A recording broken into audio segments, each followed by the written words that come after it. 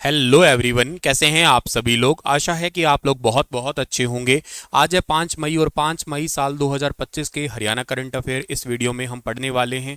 आइए सेशन की करते हैं शुरुआत और सिखाते हैं कुछ आप लोगों को नया और बहुत ही ज़्यादा बेहतरीन सा जो आपके एग्ज़ाम के लिए बहुत इंपॉर्टेंट होगा।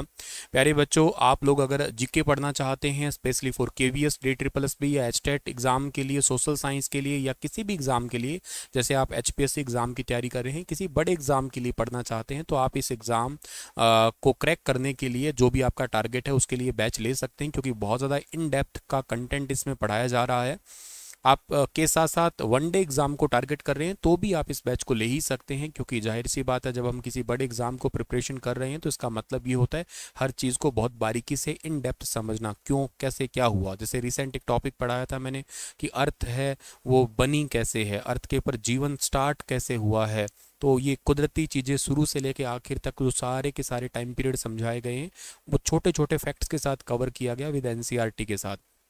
आप इस बैच को लीजिएगा, यकीनन आपको बहुत बड़ा बेनिफिट होने वाला है। के साथ आप सीईटी की तैयारी कर रहे हैं तो संपूर्ण बैच ले सकते हैं, और के साथ साथ आप लोग अगर तैयारी कर रहे हो स्पेशली कंप्यूटर के लिए तो कंप्यूटर का भी स्पेशल बैच आपको मिल जाएगा यहाँ पे।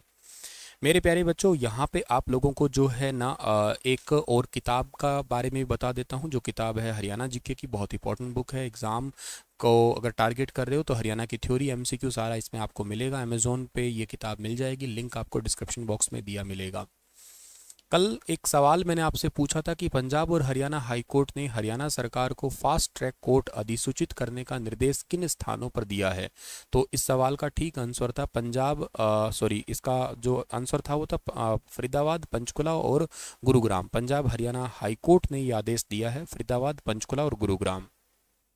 आज का पहला सवाल है कि रुद्रांश कुमार का नाम world wide book of record में किस कारण दर्ज हुआ है। क्योंकि इनके 8 महीने 23 दिन की उम्र में 8 दांत निकल आए हैं टोटल इनके। अब देखो, इतनी कम उम्र में 8 दांत नहीं आते हैं, इस करके जो है ना ये इनका नाम अभी दर्ज हुआ है। रुद्रांश कुमार का जन्म बांगर एरिया में हुआ है हरियाणा के। 8 महीने 23 दिन की उम्र में इनके 8 दांत निकल आए हैं। ये चिकित्सा विज्ञान की दृष्टि से एक बहुत ही रेयर कंडीशन है, इसी कारण इनका नाम world wide book of record में दर्ज किया गया है। इनकी माँ का नाम डॉक्टर रश्मि है, जो पेशे से डॉक्टर ही है। 20 मार्च 2025 को रिकॉर्ड में इनका नाम शामिल हुआ है। ऑनलाइन एप्लीकेशन के माध्यम से दांतों की इन्होंने फोटो वीडियो अपलोड करके रिकॉर्ड दर्ज करवाया, और जितने भी टेस्टिंग होती है सारे रिकॉर्ड टेस्टिंग करने के बाद आधिकारिक ऑफिशियली वेबसाइट पे डेटा को अपडेट कर दिया गया।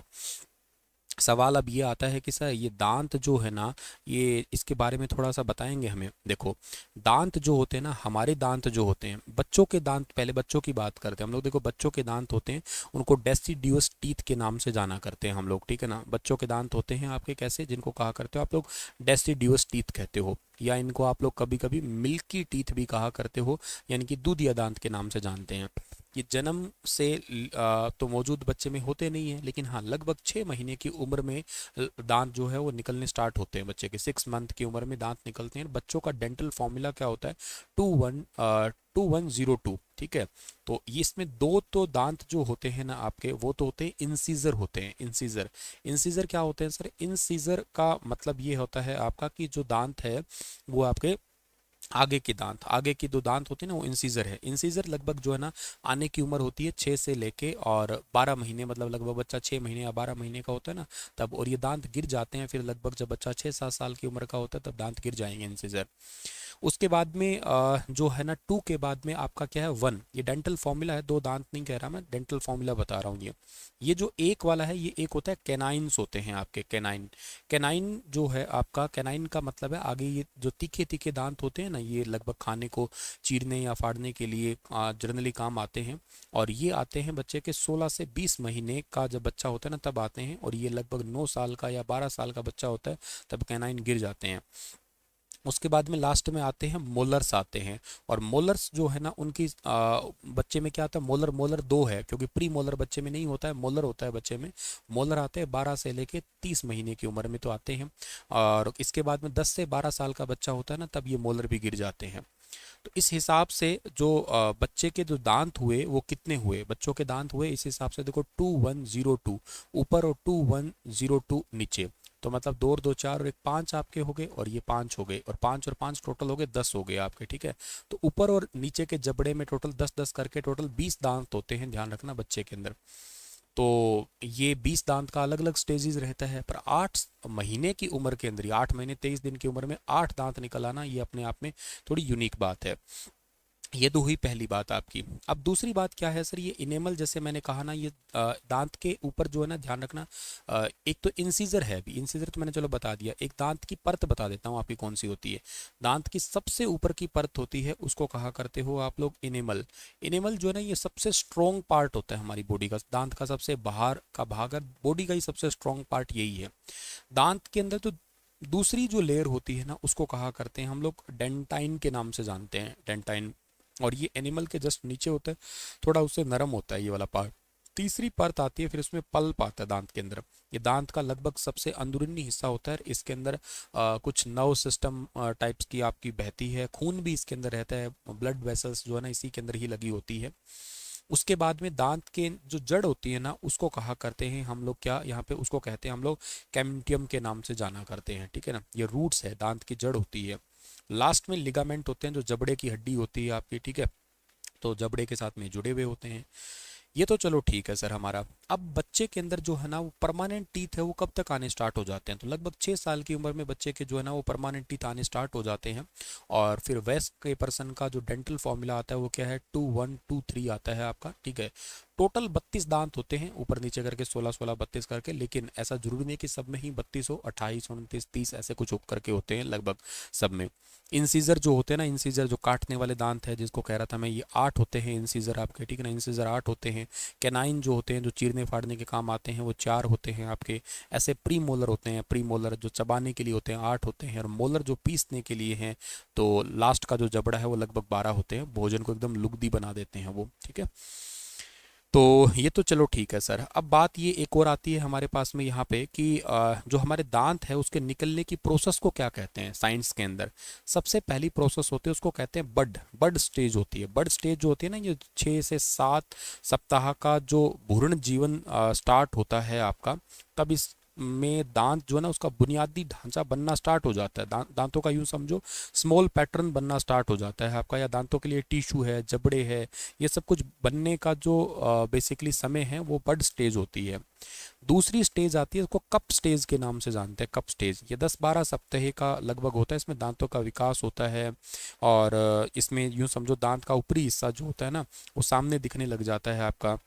और तीसरा जो स्टेज आता है, फाइनल स्टेज, जिसको बेल स्टेज कहते हैं हम लोग दांत को बनने का, ये लगभग 18 महीने का आसपास, 14 से 15 16 18 महीने में अलग अलग होता है किसी किसी बच्चों में। तो इसमें दांत पूरी तरीके से आकार ले लेगा, रूट बन जाएगी, पल्प बन जाएगी, और दांत मुंह से मतलब बाहर भी आप बच्चों को अंदर दिखने लग जाएगा।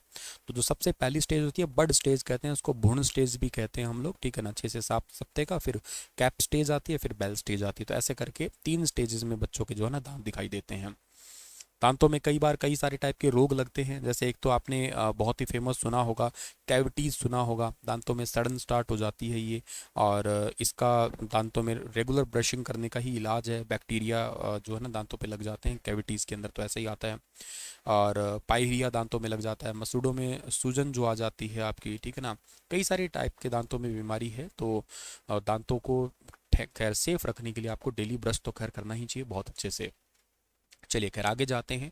हरियाणा सरकार ने आत्मनिर्भर कपड़ा नीति 2022 से 25 की अवधि को कब तक बढ़ा दिया है, तो इसको बढ़ा दिया है कब, 18 दिसंबर 2026 तक बढ़ा दिया है, इसको याद रखना। इसमें उद्यमियों को जबरदस्त प्रक्रिया के चलते इस नीति को 1 साल बढ़ा के 18 दिसंबर 2026 तक कर दिया है। और मुख्यमंत्री नायब सिंह सैनी की अध्यक्षता में यह बैठक हुई है। इसका टारगेट है 4,000 करोड़ का इन्वेस्टमेंट और 20,000 नए रोजगार सेटअप करना।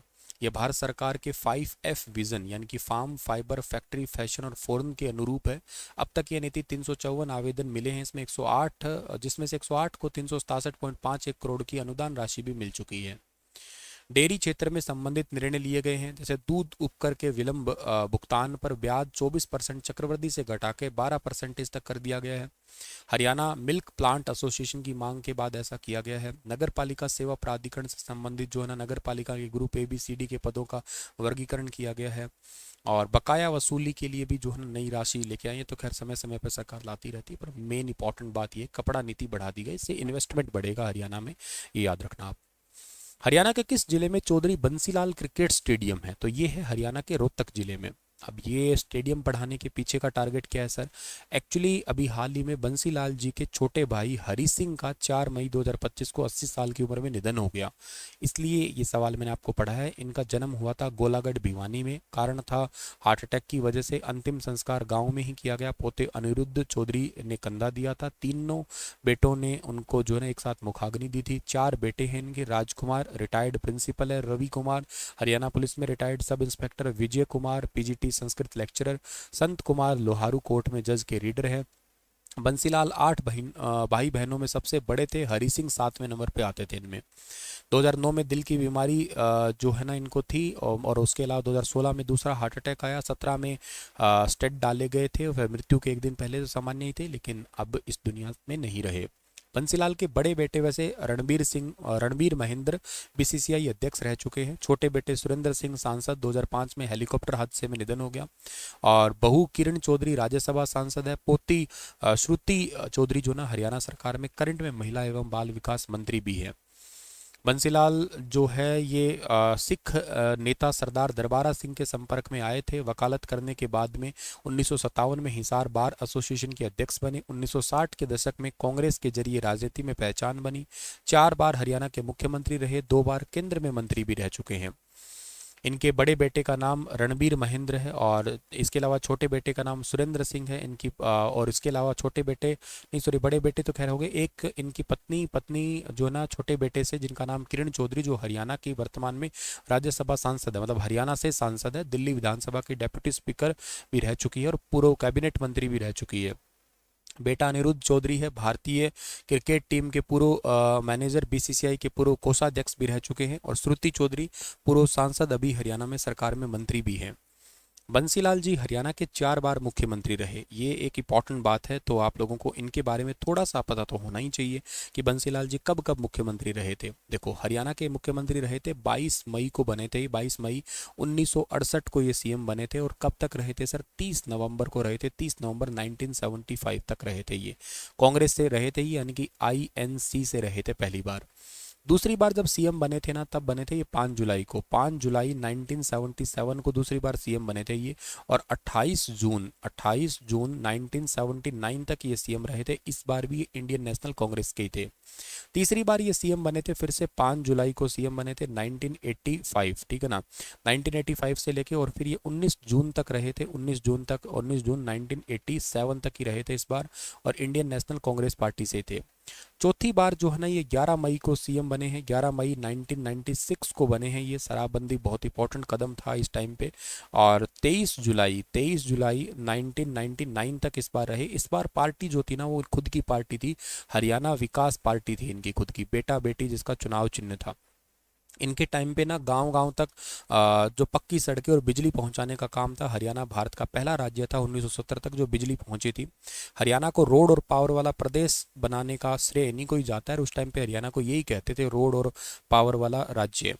एग्रीकल्चर में इन्होंने बहुत सुझाव किए थे। नहर और ट्यूबवेल के माध्यम से सिंचाई जो प्रणाली है ना उसको बड़ा स्ट्रॉन्ग किया था इन्होंने। इसके साथ साथ हरियाणा को जो ना उस टाइम पे ग्रीन रेवोल्यूशन बड़ी फेमस हो रही थी, तो हरित क्रांति से जोड़ने का बहुत अच्छा काम किया था।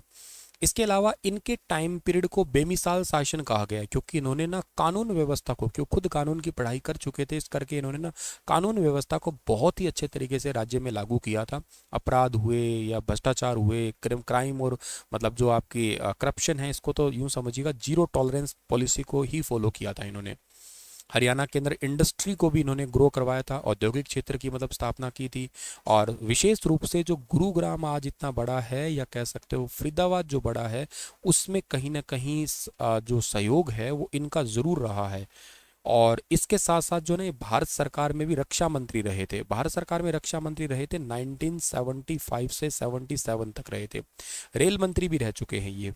जब इमरजेंसी लगी थी ना उस टाइम पे इंदिरा गांधी के सबसे करीबी सहयोगियों में से एक रहे थे। इनका प्रभाव उस टाइम पे बहुत ज़्यादा था। और हरियाणा विकास पार्टी पूछ ले कब बनी थी, तो 1996 की हरियाणा की विकास पार्टी थी, जो बाद में जाके कांग्रेस में हालांकि विलय तो हो गई थी ये, ठीक है। और काफ़ी इंपॉर्टेंट पर्सन थे, ध्यान रख सकते हो आप लोग। इनका निधन कब हुआ था सर? इनका निधन हुआ था 2006 को, इनका निधन हुआ था नई दिल्ली में। ठीक है, तो ये याद कर देना। गोलागढ़ में इनका जन्म हुआ था। जन्म भी कभी कभी पूछ लेते हैं कि जन्म कब हुआ था। 1927 में भिवानी के गोलागढ़ गाँव में जो है इनका जन्म हुआ था। 26 अगस्त 1927 को इनका जन्म हुआ था।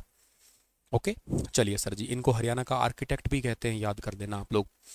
और इनका 2006 में निधन हुआ था। हरियाणा के पूर्व मुख्यमंत्री बंसीलाल जी का फोटो है ये। विश्व ऑडियो विजुअल और मनोरंजन शिखर सम्मेलन वेव 2025 में हरियाणा के किन ऐतिहासिक इमारतों को फिल्म निर्माताओं के समक्ष विशेष रूप से पब्लिश किया गया? तो जल महल, महेंद्रगढ़ का किला, राय बाल मुकुंद का छाता, ढोसी हिल्स, इनको शामिल किया गया था। वेव जियो वर्ल्ड कन्वेंशन सेंटर मुंबई में हुआ और वर्ल्ड ऑडियो विजुअल और मनोरंजन शिखर सम्मेलन हुआ था ये। इसका टारगेट था वैश्विक स्तर पर कला, मीडिया, फिल्म और संस्कृति से जुड़े क्षेत्रों का प्रदर्शन करना। और इसको सूचना जनसंपर्क एवं भाषा विभाग हरियाणा के द्वारा पवेलियन लगाया गया था। हरियाणा की ऐतिहासिक विरासत और संस्कृति का प्रदर्शन इसमें था। अभिनेता अक्षय कुमार भी इसमें शामिल थे, हरियाणा की संस्कृति को देखने के लिए आए थे। इसमें विशेष फोकस था नारनौल की ऐतिहासिक इमारतें जैसे जल महल, महेंद्रगढ़ का किला, राय बाल मुकुंद का छाता, ढोसी हिल्स, ये सब कुछ इसमें शामिल थे। हरियाणा फिल्म एवं मनोरंजन नीति 2022 के तहत फिल्मकारों को 50 लाख से 2 करोड़ तक की सब्सिडी दी जाती है। शूटिंग की अनुमति के लिए सिंगल विंडो सिस्टम की सुविधा भी है और इसका टारगेट है राज्य की लोक संस्कृति को संरक्षित करना, मनोरंजन को बढ़ावा देना और रोजगार के अवसर जो है ना वो पैदा करना। महेंद्रगढ़ को भविष्य में फिल्मांकन के लिए आदर्श स्थान माना जा रहा है। झनकदार कंगना जैसी फिल्में भी इसी एरिया के अंदर ही बनी हैं। अरावली एफएम है जो 90.40 मेगाहर्ट्ज की फ्रिक्वेंसी का इकलौते महेंद्रगढ़ का रेडियो स्टेशन है, उसको भी इसमें शामिल किया गया था। तो ये काफ़ी इंपॉर्टेंट है हरियाणा के लिए। चलो आज का सेशन इतना ही रखते हैं। आपके लिए एक सवाल छोड़ रहा हूँ कि कौन सा देश ब्रिक्स का 9वां भागीदार देश बना है? तो बताइए इसके बारे में विशेष रूप से आप लोग। कल फिर मिलता हूँ आप लोगों को मैं अपने नए सेशन के दौरान। तब तक के लिए राधे राधे।